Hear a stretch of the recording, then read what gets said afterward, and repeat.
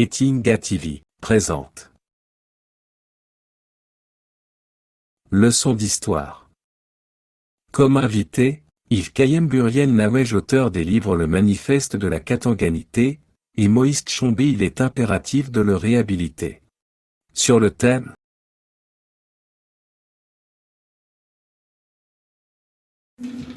Bonjour, chers Katangais valeureux, chères Katangaises valeureuses, avec Yves Kayem Nawej, Uriel pour les intimes, donc le représentant, on peut dire le ministre plénipotentiaire chargé de la diplomatie pour l'AFPK, l'Alliance des forces patriotiques katangaises. Vous savez, nous sommes au mois de novembre aujourd'hui, donc novembre 2021, et le mois de novembre devrait être pour nous, quelque part, un moment pour dresser un bilan. Donc le mois de novembre devrait être un moment pour tout Katangais historien et pour tous les historiens du monde pour dresser un bilan du Katanga et de faire quelque part un compte exact, plus précisément d'établir un compte exact. De quoi? Des déboires, des désillusions, des méfaits, des deuils et des misères que nous ont apporté quelque part ceux dont le drapeau est d'azur bleu, ceux dont l'insigne est celui d'un monde uni et fraternel, ceux qui ont comme idéaux, entre autres, le respect des droits de l'homme, fondamentalement, donc le respect fondamental des droits de l'homme, mais aussi la justice, le progrès social, et surtout de prévenir toute guerre. J'insiste bien, de prévenir toute guerre. Alors, de qui est-ce que je parle? Je suis en train de parler de l'ONU, donc de l'Organisation des Nations Unies. Pourquoi? Parce que le mois de novembre est particulier. Ce mois de novembre 2021, nous avons commémoré plus précisément le 24 novembre dernier, le 60e anniversaire de ce qu'on appelle la résolution 169 qui a été adoptée par le Conseil des Nations Unies, plus précisément par le Conseil de sécurité des Nations Unies, le 24 novembre 1961. Et ceci avec 9 voix en faveur, 0 contre et 2 abstentions. Alors pourquoi est-ce que cette résolution 169 du 24 novembre 2021 est-il un drame pour le peuple katangais? Un véritable cauchemar et un véritable drame. On pourrait même dire une tache rouge vilaine sur le visage des Nations Unies. Pourquoi? Cette résolution 169, donc adoptée par le Conseil de sécurité des Nations Unies, donc le 24 novembre 1961, cette résolution a donné le feu vert aux troupes militaires des Nations Unies, parce qu'on peut parler de troupes militaires, donc même de mercenaires des Nations Unies, pour intervenir militairement au Katanga, par tous les moyens possibles et nécessaires, j'insiste, donc pour quelque part venir chercher querelle au Katanga, militairement, par la violence, par la force brutale, par tous les moyens nécessaires. C'est quand même assez unique, une résolution de ce genre-là, hein, et qui encore une fois est un véritable drame pour le peuple katangais, qui fut un véritable drame et qui l'est encore toujours, parce que nous subissons encore toujours les conséquences néfastes de cette résolution de l'époque de jadis. Alors, ces mercenaires, ces troupes militaires des Nations Unies, qui sont intervenus donc avec une force brutale, avec une grande violence, voire même avec des actes sadiques, donc au Katanga, qu'est-ce qu'ils ont commis? Ben, ils ont commis, donc ces mercenaires, plus particulièrement d'origine indienne, éthiopienne aussi, et dans une moindre mesure, les troupes onusiennes suédoises. Mais au Katanga, quand ils sont intervenus, ils ont commis des assassinats, ils ont commis des meurtres, non seulement sur des populations katangaises, mais ils ont commis aussi ces actes-là sur des populations étrangères, par exemple sur de différentes nationalités, par exemple sur des personnes, des citoyens katangais, mais d'origine belge, d'origine française, d'origine italienne, d'origine grecque, d'origine aussi, parce qu'il y avait même des Suisses aussi, d'origine suisse. Ils ont commis des viols sur des femmes civiles européennes, ils ont commis des actes de viol aussi sur des femmes civiles katangaises. Ils ont commis, quoi encore, des arrestations brutales, arbitraires. Qu'est-ce qu'ils ont encore commis? Ils ont pris en otage des civils. On va aller plus loin, ils ont commis des actes de vol et de pillage. On va même aller encore un peu plus loin. ils ont bombardé 3 hôpitaux. 3 hôpitaux. L'hôpital Prince Léopold, l'hôpital Reine Elisabeth et l'hôpital de Shinkolobwe. Ils sont encore allés plus loin parce qu'ils ont tué, blessé et arrêté des ambulanciers de la Croix-Rouge internationale. Ils sont encore allés plus loin. Ils ont tiré des obus et des mortiers sur des ambulances en service, des ambulances civiles. Ils sont encore allés plus loin. Ils ont bombardé avec des obus et des mortiers, quoi? Des maisons, des écoles, des églises, des foyers sociaux, des usines, des bâtiments de la poste, en d'autres mots, des bâtiments civils. C'est quand même extraordinaire. Ils sont encore allés plus loin. Ce n'était pas encore suffisant. Ils ont utilisé et occupé à des fins militaires 2 hôpitaux. Plus précisément, l'hôpital du BCK et la clinique universitaire d'Elisabethville. Et ils sont encore allés plus loin.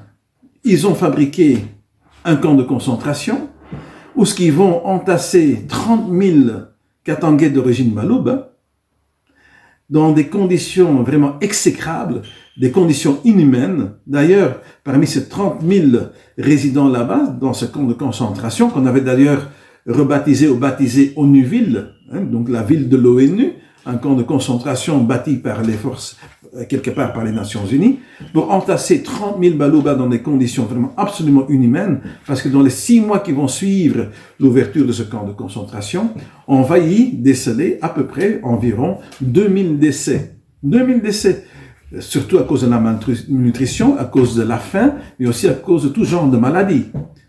Donc c'est quand même un acte extrêmement, on pourrait dire, ce que ces actes commis par les mercenaires, par les troupes de l'ONU, sont quand même uniques dans l'histoire de notre monde, dans l'histoire politique quelque part au niveau mondial. C'est quand même assez unique. Donc il faut s'en souvenir, il faut commémorer cela. Encore une fois, le mois de novembre 2021, c'est le 60e anniversaire de cette résolution des Nations Unies. Dans le 24 novembre passé, nous avons fêté le 60e anniversaire donc de cette résolution tellement néfaste donc pour les Katangais, avec des conséquences vraiment désastreuses pour le Katanga. Ce qu'il faut savoir aussi, c'est que la deuxième invasion des troupes guerrières donc de l'ONU, la deuxième invasion était tellement barbare, d'un niveau de barbarisme tellement grave que ça a fait susciter énormément de commentaires au niveau international. Les commentaires fusaient de partout, et plus particulièrement aux États-Unis, et dans une communauté bien précise aux États-Unis. Quelle communauté? La communauté afro-américaine. La communauté afro-américaine était indignée par les nouvelles qui arrivaient du Katanga, par rapport à tous ces actes sadiques et meurtriers qui étaient commis donc par les troupes des Nations Unies. Alors à ce moment-là, il y a un comité qui s'est installé, il y a un comité qui avait été établi aux États-Unis qui s'appelait the American Committee for Aid to the Katangese Freedom Fighters. Donc, en d'autres mots, donc un comité d'aide pour venir en aide aux guerriers quelque part, donc ceux qui luttaient pour la liberté donc du Katanga, donc ceux qui luttent pour la liberté des Katangese Freedom Fighters, donc des gens qui luttent vraiment pour leur liberté. Et ce comité-là d'aide, donc the American Committee for Aid to the Katangese Freedom Fighters, était présidé par Max Yergan, qui était vraiment un grand activiste donc afro-américain dans les milieux justement des Noirs américains. Alors qu'est-ce qu'ils ont fait? Ils ont dit on va envoyer une commission d'enquête sur place pour aller enquêter, pour voir si vraiment est-ce que c'est vrai. Est-ce que les troupes des Nations Unies sont capables de commettre toutes ces atrocités sur une population civile? Est-ce que c'est vrai tout cela? Nous allons envoyer donc une délégation. Et cette délégation-là est partie sous la présidence, on pourrait dire sous l'égide, donc d'un professeur, auteur d'une grande renommée, donc qui était aussi un scientifique, auteur de renommée, mais aussi un enseignant, donc un docent, donc quelqu'un qui enseignait à la faculté de l'université de New York. Là, il s'agissait du professeur Ernest van den Haag. Donc lui, il va partir avec son équipe. Ils vont effectivement faire une enquête sur place au Katanga.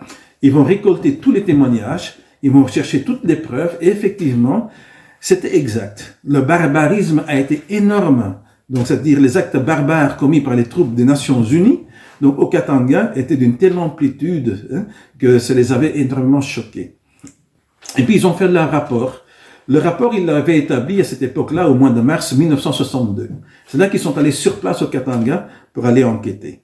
Qu'est-ce que ce rapport dit? En résumé, on va un peu énumérer les choses que ce rapport a dit. Alors, ces enquêteurs ont dit la chose suivante. Premièrement, l'intervention militaire des Nations Unies, des casques bleus des Nations Unies au Katanga, n'était aucunement de l'autodéfense. En d'autres mots, ce n'est pas le Katanga qui a agressé, qui a attaqué les forces, les casques bleus donc des Nations Unies. Ce sont les Nations Unies qui ont cherché querelle au Katanga. Ce sont les Nations Unies qui ont attaqué le Katanga. Ce sont les Nations Unies qui ont envahi militairement le Katanga sans aucune raison. C'est-à-dire, il n'y avait aucune raison pour eux de s'autodéfendre. Donc, ce n'était pas de l'autodéfense. C'est la première chose donc que ce rapport-là dit.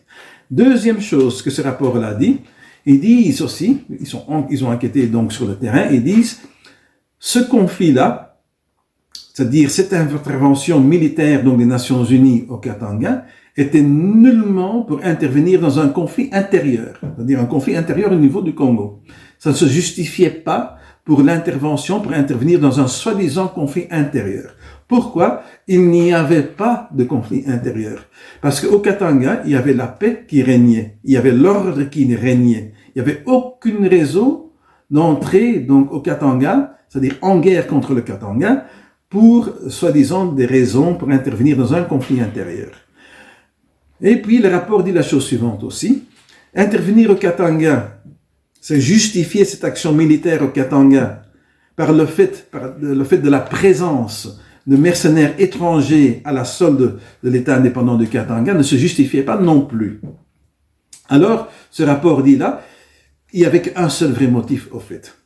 Le vrai motif, dit le rapport, était tout simplement de mettre fin à l'indépendance du Katanga, de mettre une fin au gouvernement indépendant du Katanga, de mettre une fin au gouvernement Tshombe et de liquider ce ils appellent la sécession katangaise, mais le mot le plus propre, c'est vraiment l'indépendance du Katanga. De mettre tout simplement fin à cela, c'était le seul et unique vrai motif. Il n'y avait pas d'autre motif. Alors, on peut aller plus loin, parce que qu'est-ce que ce rapport-là dit? À juste titre, d'ailleurs. Le rapport dit aussi, donc, de ce fait-là, cette intervention militaire, donc, des troupes onusiennes, donc des casques bleus des Nations Unies au Katanga, avec ce fait-là, grave, quelque part, les Nations Unies ont violé leur propre charte, c'est leur propre charte intérieure. Ils ont violé aussi quoi? La Déclaration universelle des droits de l'homme. Ils ont violé toutes les conventions, tous les articles de la Convention de la Croix-Rouge internationale. Et au niveau de la Convention de Genève, ils ont violé 13 articles. Je dis bien 13 articles de la Convention de Genève. Ces articles-là sont lesquels? C'est l'article numéro 3, c'est l'article numéro 18, 19, 20 et 21. Et puis c'est l'article encore 27. Et puis on passe après à l'article 31, l'article 33, l'article 34, et puis l'article 43, puis nous arrivons à l'article maintenant 57, l'article 72 et l'article 85. Donc je précise encore 13 articles de la Convention de Genève. 13. C'est un record. Allez chercher un peu dans l'histoire des Nations Unies, où est-ce qu'ils ont encore une fois violé à cette ampleur-là, leur propre charte intérieure, ou est-ce qu'ils ont violé à ce niveau-là la Déclaration universelle des droits de l'homme, ou est-ce qu'ils ont violé tous les articles de la Convention internationale de la Croix-Rouge internationale, ou est-ce qu'ils ont aussi violé 13 articles de la Convention de Genève. 13 articles de la Convention de Genève. C'est un record absolu. Et c'est incroyable, c'est effroyable même. Mais c'est véridique. Parce que nous sommes là, quelque part, donc, dans ce mois de novembre, là, pour établir le compte exact, encore une fois, des déboires qui sont venus nous apporter, des deuils qui sont venus nous apporter, des désillusions qui sont venues nous apporter, et aussi, quelque part, des misères qui sont venues nous apporter. Ça, ce sont des faits réels, quoi. On peut même aller un peu plus loin, parce que c'est pas fini. Parce que les vaillants aviateurs suédois des Nations Unies, donc les aviateurs qui sont venus avec la force aérienne, au Katanga, qui ont d'abord contribué à bombarder donc des bâtiments civils, Ils se sont pas seulement pris aux bâtiments civils ou aux Katangais, même les animaux katangais, même le gibier katangais, ils se sont acharnés dessus. Même sur le gibier et même sur les animaux. Parce qu'ils ont survolé avec des hélicoptères de parcs où ce que la faune et la flore katangaise étaient préservées, le parc de Lupemba et puis aussi le parc de Kinulungu. Ils ont survolé et ils ont mitraillé le gibier et les animaux à partir d'hélicoptères. Donc même les animaux katangais, ils se sont acharnés dessus. Quel acharnement! C'était un acharnement incroyable, unique dans l'histoire des Nations Unies, unique dans l'histoire du monde. Il faut qu'on le sache. Il faut que ça s'oublie pas.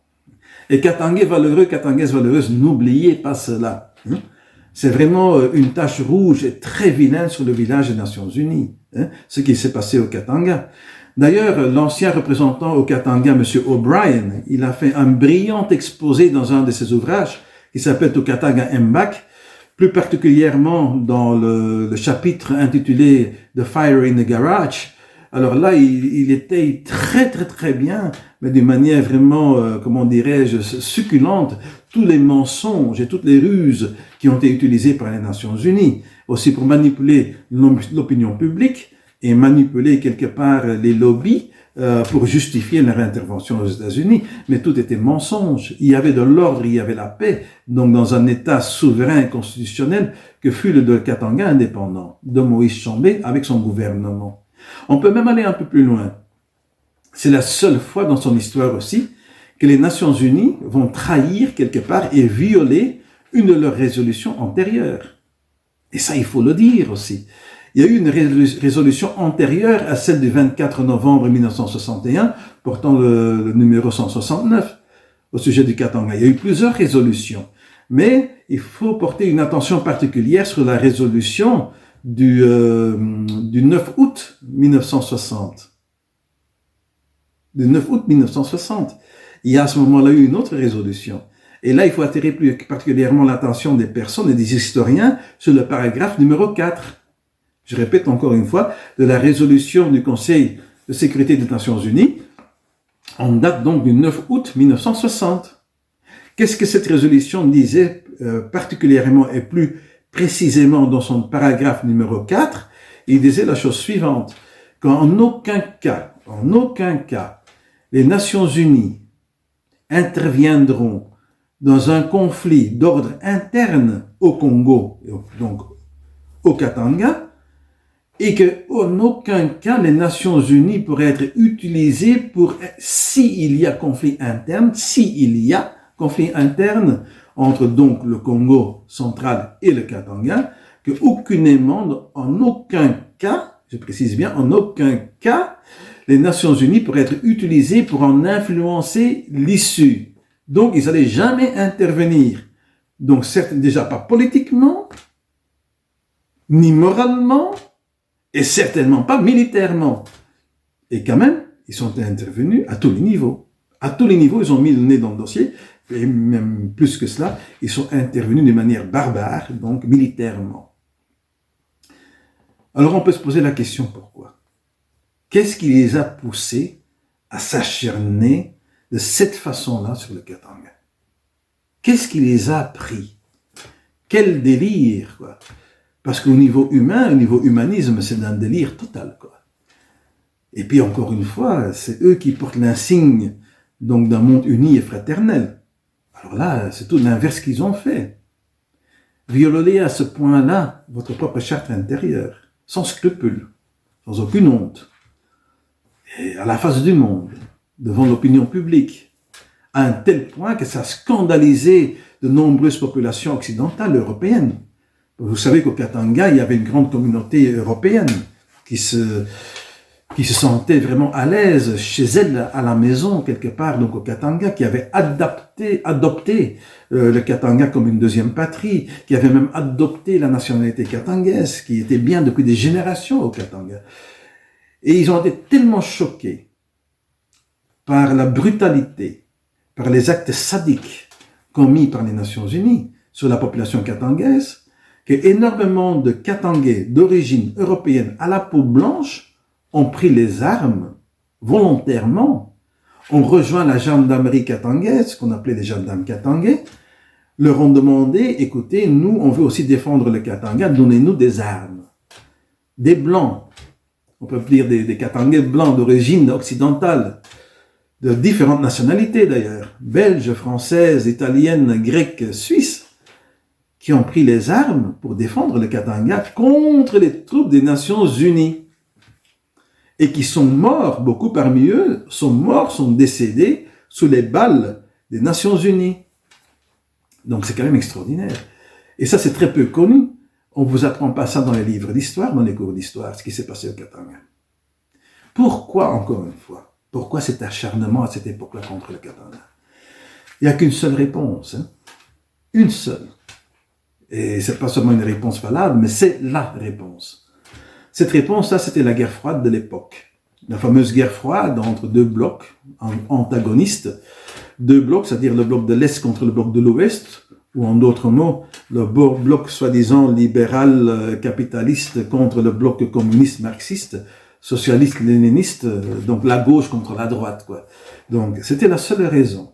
Il n'y avait pas une autre raison. C'était une raison politique. C'est purement politique au niveau des idéologies. Pourquoi? Il fallait liquider donc l'indépendance du Katanga en fonction de cette guerre froide.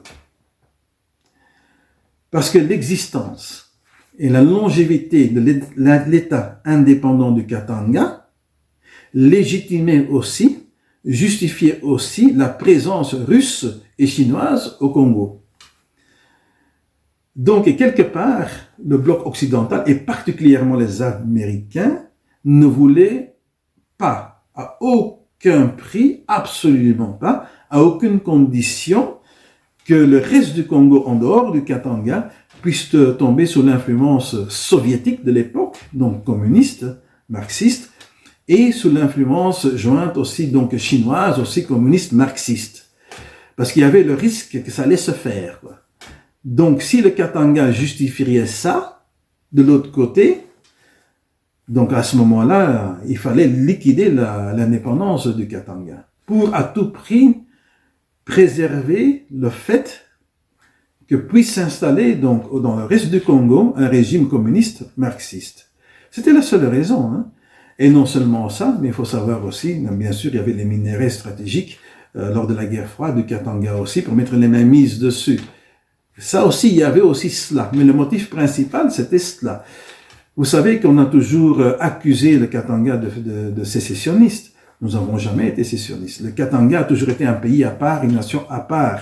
Déjà même depuis l'histoire, donc depuis déjà la conférence de Berlin, nous n'étions pas concernés par l'acte général donc de la conférence de Berlin. Mais on ne va pas revenir là-dessus maintenant, mais c'était juste pour dire que de l'autre côté, c'est-à-dire au niveau du Congo central, il y avait donc un régime qui s'installait, qui devenait de plus en plus totalitaire et qui avait comme ambition d'installer quelque part un régime de gauche, d'extrême gauche, à tendance donc marxiste, socialiste, communiste.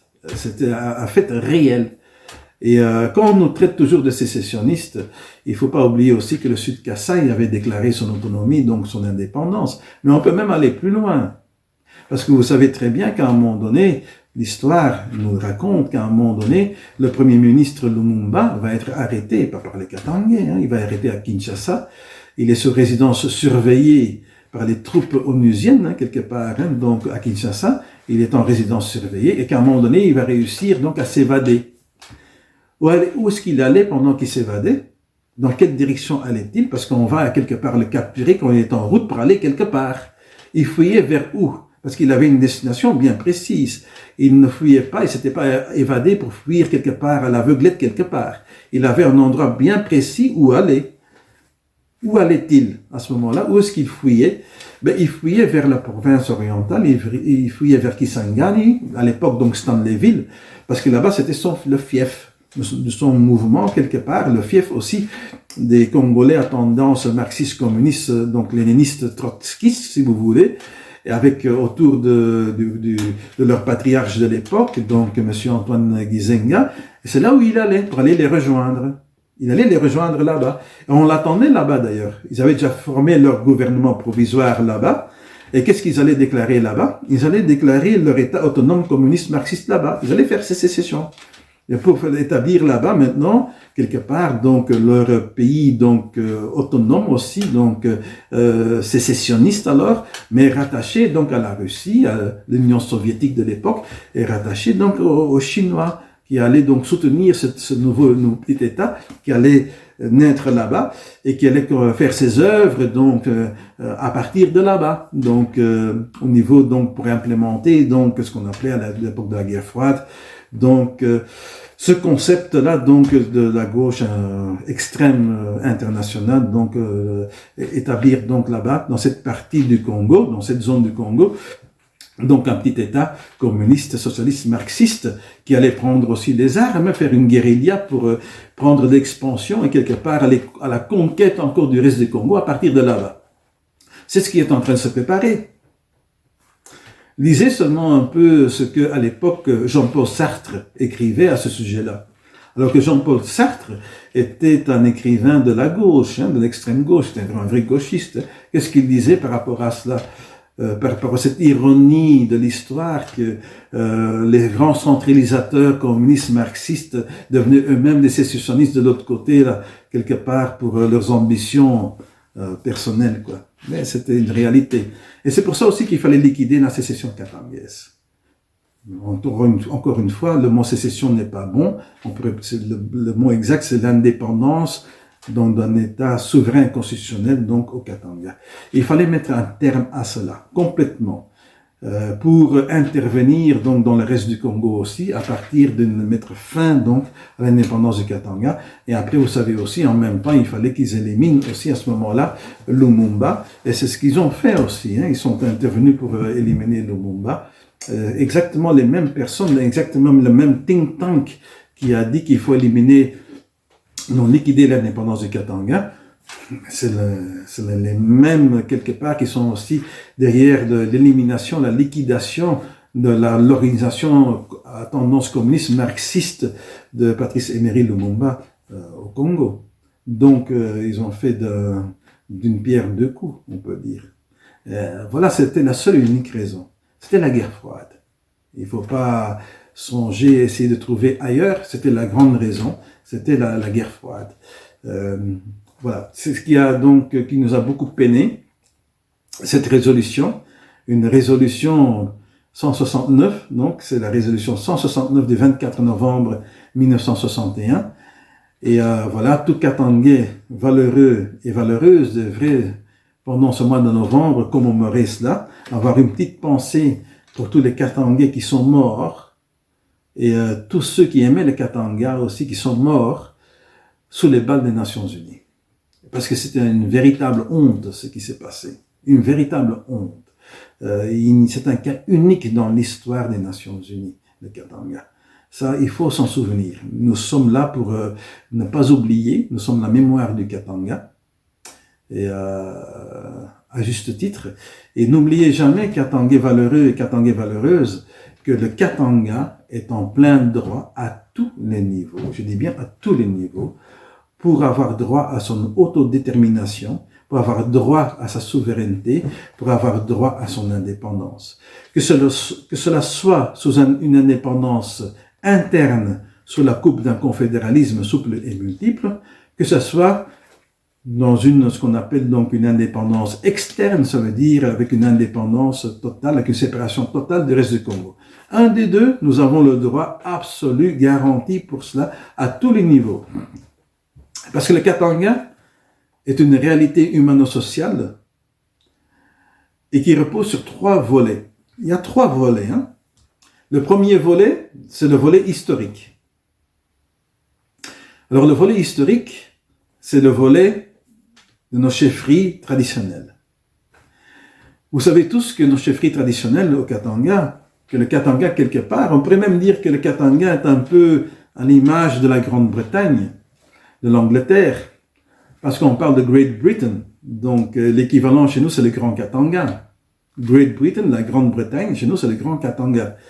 Et puis il y a le Royaume-Uni, the United Kingdom. Eh bien, chez nous aussi, on peut dire que le Katanga, c'est une confédération de Royaumes-Unis, liée par l'histoire, par des liens sanguins et par une histoire bien commune, donc une réalité humano-sociale tissée vraiment par des relations, de liens sanguins entre trois dynasties, entre trois royaumes.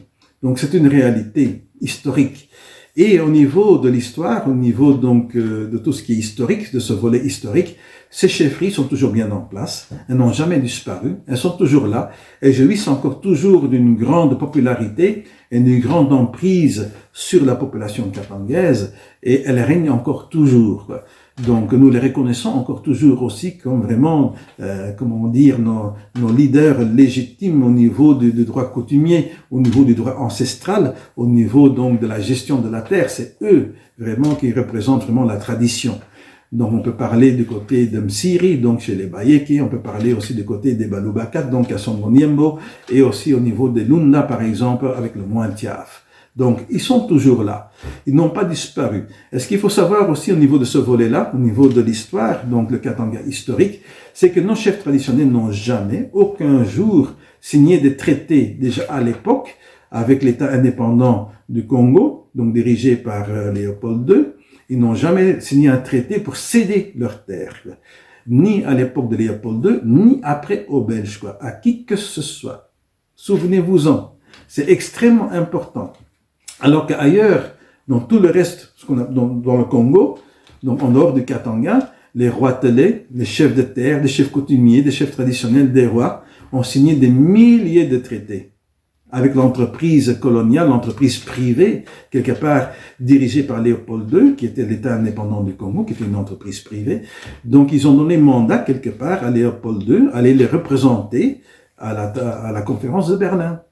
C'est-à-dire, tous ces traités-là, ces signatures-là, quelque part, la signature de Léopold II, quelque part, était leur signature.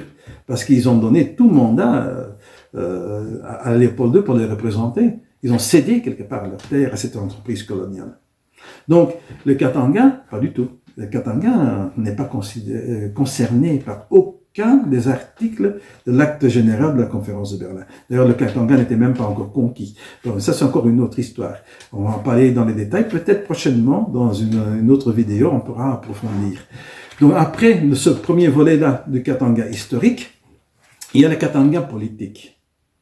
Le Katanga politique, vous savez, nous nous sommes déclarés indépendants le 11 juillet 1960 avec le gouvernement de Moïse Tshombe, et nous avons promulgué aussi notre constitution en tant qu'État souverain et constitutionnel, donc le 6 août aussi 1960. Et si je ne me trompe pas, c'était le 6 août 1960, le 5 à 6 août 1960. Donc nous avions notre constitution. Et nous étions un véritable État. Quand on dit un véritable État, c'est un État vraiment fonctionnel. Ça veut dire un État qui avait ses timbres, un État qui avait sa monnaie, un État qui avait son armée, sa gendarmerie, sa police, un État qui avait son gouvernement, un État qui avait sa constitution, donc un État qui avait absolument, mais tous les critères, qui rassemblaient tous les critères qu'un État doit avoir pour être considéré comme un État, un véritable État souverain et constitutionnel. On avait tout. Et on a très très bien fonctionné jusque le 13-14 janvier 1963. Et vous savez que le Katanga a capitulé pour une seule et unique raison. Une seule et unique raison. Hein. Parce qu'on aurait pu encore tenir et faire la guerre aux troupes des Nations Unies. Vous savez qu'il y a eu 3 grandes confrontations militaires avec les troupes des Nations Unies. Et vous savez qu'à chaque fois, nous avons humilié les troupes des Nations Unies. Et nous avons fait subir 2 défaites, quelque part, 2 grandes défaites aux troupes des Nations Unies qui ont été humiliées à la face du monde. Les gendarmes katangais les ont vraiment humiliés. Et vous savez que si c'était pas la force aérienne qui allait venir, c'est-à-dire bombarder du ciel d'en haut, vous savez que le Katanga ne possédait qu'un seul avion, un seul Fouga Magister, c'est tout ce qu'on avait. Donc, quand la force aérienne suédoise est arrivée pour bombarder du haut, et comme je vous l'ai dit, ils ont bombardé même des bâtiments civils. Je répète encore ce qu'ils ont bombardé. Ils ont bombardé des hôpitaux, 3 hôpitaux. Ils ont bombardé des maisons civiles. Ils ont bombardé des écoles. Ils ont bombardé des églises. Ils ont bombardé des foyers sociaux. Ils ont bombardé des bâtiments de la poste. Ils ont bombardé des usines. Et puis, il y avait maintenant, et ils ont même mitraillé à partir d'hélicoptères, je vous ai dit, des animaux katangais. Donc, il y avait maintenant la menace aussi qu'ils allaient vraiment bombarder toute l'infrastructure des Katangas. Si les Katangas ne capitulaient pas, si les Katangas n'abdiquaient pas. Et c'est là que Moïse Tshombe et les sages autour de lui, qui étaient dans son gouvernement, se sont dit, on ne peut pas aller jusque-là. Et puis, bon, face à vraiment les bombardements de l'air, on ne peut rien. Mieux vaut capituler. Mais on va le négocier. Ça s'est juste pas passé comme ça qu'on a jeté l'éponge, hein, dans le ring, comme on dit, qu'on a juste abandonné. Il y a eu des négociations et il y a eu des conditions. Nous avons abdiqué, nous avons renoncé et nous avons quelque part accepté de retourner dans le giron du Congo central, de Kinshasa, à une condition. Et cette condition-là, elle est formulée dans le plan Utante. Le plan Utante, c'était qui Utante? C'était le nom du secrétaire général des Nations Unies de l'époque, par intérim, quoi. Après la mort, le décès du secrétaire général Dag Hammarskjöld, c'était Utante qui avait pris le relais. Donc, on parle ici du plan Utante. Donc, c'est le nom de ce secrétaire général-là des Nations Unies de l'époque. Le plan Utante, c'est pour cela que nous avons signé. C'est pour ça que le Katanga a capitulé. Pour les conditions énumérées dans le plan Utante. Et le plan Utante, les Katangais pouvaient s'y retrouver quelque part. Pourquoi? Parce que le plan Utante, en résumé, hein, disait que voilà, pour que tout le monde s'y retrouve, pour qu'il y ait une réconciliation, voilà le grand compromis autour duquel tout le monde peut se réconcilier. Ce compromis, c'était quoi? Le sujet, c'était quoi? C'était le fédéralisme. C'est-à-dire d'amener le Congo vers des réformes d'État, vers le fédéralisme, où ce que le Katanga pourrait quelque part se retrouver, parce qu'il aurait, sous le coup de ce fédéralisme-là, certaines, on pourrait dire, compétences autonomes, donc une certaine autonomie. Et pour ça, le Katanga était prêt à signer cet accord-là, à capituler. Et nous avons donc signé l'accord donc de réconciliation, appelé le plan Utante. Alors, qui prévoyait donc le fédéralisme. C'est ce qui nous avait été promis au Katanga. Parole d'honneur. Et non seulement une parole d'honneur, mais signature d'honneur, parce que c'était un contrat qui a été signé, donc c'est un agrément qui a été signé, ou un accord qui a été signé par toutes les parties. Donc en principe, qu'on est un gentleman, qu'on est quelqu'un d'honneur, qui tient parole, qui tient ses engagements, on va aller jusqu'au bout, et on va implémenter donc tout ce qui est inclus dans cet accord appelé le plan Utante.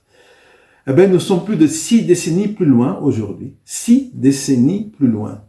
6 décennies, plus de 60 ans plus loin, et jusqu'aujourd'hui, il n'y a pas de fédéralisme au Congo. Jusqu'aujourd'hui, il n'y a pas de fédéralisme au Congo. Qu'est-ce que ça veut dire? Le Congo central, Kinshasa, n'a pas tenu parole envers le Katanga pendant toutes ces décennies. Et pas seulement Kinshasa, le gouvernement central, mais également les Nations Unies, qui n'ont fait aucun effort palpable, aucun effort réel pour que leur propre plan qu'ils ont amené, le plan Utante, soit respecté et implémenté en RDC à partir des politiciens à Kinshasa. Après la liquidation de la sécession katangaise, tous les gouvernements qui se sont succédés, tous les régimes qui se sont succédés n'ont pas mis en application le plan Utante. Et les Nations Unies n'ont jamais fait un effort pour imposer cela à tous ces gouvernements successifs, pour imposer cela à tous ces régimes qui se sont succédés, pour les contraindre à implémenter les accords du plan Utante. Ça n'a pas été fait.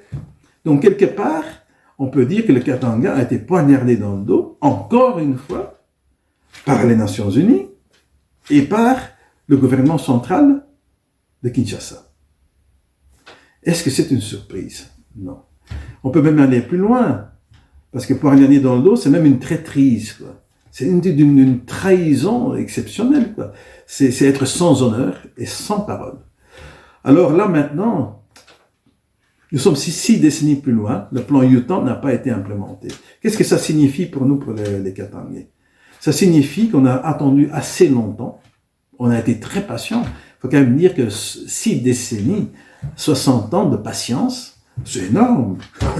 C'est 3 générations qu'on a attendu pour l'implémentation donc du plan U-Tente. Parce qu'une génération, on peut dire, c'est 20 ans. Hein? Donc c'est 3 générations qu'on attend. C'est toujours pas là. Alors on peut considérer unilatéralement le Katanga que le plan U-Tente est caduc, qu'il a été ridiculisé, qu'il est nul et non avenu, qu'il n'existe plus. Que donc il est à la poubelle, et il est dans les oubliettes de l'histoire. Qu'est-ce que ça veut dire pour nous? Nous, on avait signé pour cela, ça n'a pas été fait, ça n'a pas été implémenté, donc nous retournons légitimement à ce qu'il y a avant la signature pour nous du plan U-Tente. Donc nous retombons dans quoi? Eh bien dans l'état constitutionnel et souverain du Katanga. Nous sommes la continuité, nous sommes la longévité, là maintenant, de l'état étatique du gouvernement de jadis du 11 juillet 1960.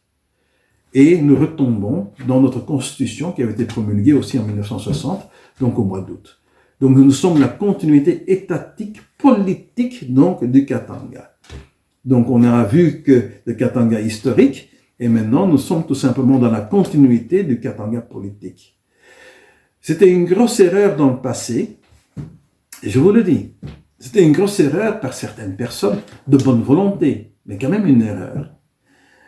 Sur le plan juridique, sur le plan politique et sur le plan historique, d'avoir fait des pétitions pour réclamer un référendum pour l'indépendance du Katanga. C'est absolument non nécessaire. Et c'est quelque part même, ça n'a pas de sens. Nous avons déjà déclaré notre indépendance politique. Ça a été fait le 11 juillet 1960. Et nous avions eu notre constitution, et elle est toujours là, notre constitution. Notre rôle aujourd'hui, qu'est-ce que nous devons faire aujourd'hui? C'est pas réclamer un référendum pour aller statuer, pour aller réfléchir et pour aller voter sur un oui ou un non pour ou contre donc l'État indépendant du Katanga et aller quémander, donc aller mendier quelque part, aller s'agenouiller pour demander un référendum. Aller demander ce référendum à qui? Aller le demander à Kinshasa, que Kinshasa organise pour nous ce référendum. Aller demander ce référendum-là aux Nations Unies, dont on vient un peu de parler de leur traîtrise par rapport au Katanga. Est-ce que c'est à eux que vous allez demander un référendum et vous espérez, vous escomptez que eux vont vous donner ce référendum-là, l'organiser pour vous, alors qu'ils connaissent très bien l'histoire. Ils trouvent ça un peu rigolo. Ils rient un peu de nous, quoi. C'est pour ça qu'abandonner cette notion-là de référendum. Il n'y aura pas de référendum pour le Katanga indépendant. Il est indépendant. Le Katanga est un État indépendant et constitutionnel. Nous sommes la continuité étatique du Katanga. Déclarez-vous autonome et indépendant. C'est ce que le président de la FPK a fait, Patrick Massengo, avec beaucoup de bravoure et beaucoup de courage, de redéclarer le Katanga indépendant, souverain et constitutionnel, avec sa constitution de l'époque. Nous sommes indépendants. Ne cherchez pas votre indépendance. Dites que vous êtes indépendant au niveau politique et au niveau historique aussi. Et puis, il y a encore le troisième volet, le volet économique. Il y a aussi le volet économique. Ici, derrière moi, vous voyez, il y a une brochure ici du Katanga économique. Le Katanga économique, donc, édité et écrit à l'époque par l'Office culturel et économique du Katanga à Bruxelles en novembre 1961. Donc nous avions déjà à l'époque, donc en 1961, nous avions déjà un Office culturel et économique du Katanga qui avait donc son siège social donc à Bruxelles, et je vais vous dire même plus précisément, c'était la rue des Marais. Pour ceux qui connaissent, c'est dans le quartier européen, là aujourd'hui, où se trouve l'Union européenne. C'est vraiment dans ce quartier-là, c'était à la rue des Marais. Donc les anciens connaissent très bien, donc les anciens connaissent aussi bien la rue des Marais. Donc plus précisément, c'était la rue des Marais, donc du numéro 99 jusqu'au numéro 103. C'était dans ce bâtiment-là. Donc il y avait l'Office culturel économique du Katanga. Aujourd'hui, le Katanga économique renaît de ses cendres, il est de nouveau là. Il a déjà existé à l'époque, hein. Il a déjà existé. Le Katanga économique existait déjà, hein, donc parce que Léopold II, encore une fois, avait fait du Katanga un État complètement distinct du reste du Congo indépendant, qui va être du Congo belge quelque part. donc complètement séparé, donc un État complètement distinct et séparé, donc un pays complètement séparé et distinct donc de l'État indépendant du Congo. Et par après, vous savez que a été créé aussi donc au niveau entreprise pour le Katanga économique. Donc pour le Congo, c'était l'État indépendant du Congo, qui était l'entreprise vraiment coloniale qui gérait vraiment donc le Congo. Parce qu'il faut savoir une chose, la conférence de Berlin. Est-ce que vous pensez que la conférence de Berlin concernait uniquement le partage quelque part du gâteau africain entre les puissances coloniales? Qu'il allait un peu se diviser l'Afrique entre eux, quoi, que ça concernait vraiment que ça. Hein? Mais non, pas du tout. C'était une petite partie seulement qui concernait cela. Une petite partie, parce que ils avaient déjà partagé entre eux, ils savaient qui avait quoi. C'était juste une question d'un peu formaliser cela et puis de mettre une signature. Mais ces travaux-là, ça nécessitait peut-être qu'en 48 heures, c'était fait. Mais des 38 articles de l'acte général de la conférence de Berlin, il y en a 32 qui concernent le Congo. 32 qui concernent que le Congo. Ça veut dire le gros des travaux de la conférence de Berlin pendant toute son étendue au niveau de durée en temps, ça concernait vraiment que le Congo. Pourquoi est-ce que vous pensez? Et pourquoi est-ce qu'on a donné le nom État indépendant du Congo? Indépendant de qui et de quoi? Indépendant des États. Indépendant des États. Quand on dit, ou quand vous entendez dire que c'était le Congo de Léopold II, c'était vraiment privé pour lui, quoi, c'était son jardin privé. Quelque part c'est vrai, quelque part c'est faux. Parce que le Congo indépendant de Léopold II, c'était une entreprise privée mercantile. C'était une société commerciale. C'était pas un pays, hein. C'était une entreprise commerciale mercantile. Hein. Et c'est pour ça qu'il y a eu 32 articles là-dessus. C'est-à-dire, ça concernait des privés. Ça ne concernait pas des États. Donc, c'était quelque part un territoire indépendant, donc, au niveau des États coloniaux. Et c'est tout. C'est ça que ça signifiait. Alors, pour le Katanga, on va pas aller plus loin. Dans une deuxième vidéo, je vais vraiment approfondir tout cela pour vous, hein, pour bien vous expliquer l'histoire et le niveau juridique de quoi est-ce qu'il s'agit exactement. Mais pour nous, au niveau économique, plus tard, beaucoup plus tard, hein, parce que le Katanga n'était pas concerné par cela, donc va être créée la compagnie spéciale du Katanga qui va régir donc le Katanga au niveau économique, mais pour une durée de 99 ans. Donc les 99 ans ont expiré depuis longtemps. Ils ont expiré en 1990. Donc maintenant, nous pouvons déclarer, nous, souverainement, à travers donc le Katanga historique et le Katanga donc politique, que nous relançons aussi le Katanga économique aussi. Alors maintenant, la boucle est fermée, on peut dire c'est pas une boucle, mais le triangle est fermé. Au niveau politique, nous sommes la continuité de l'État politique donc du Katanga.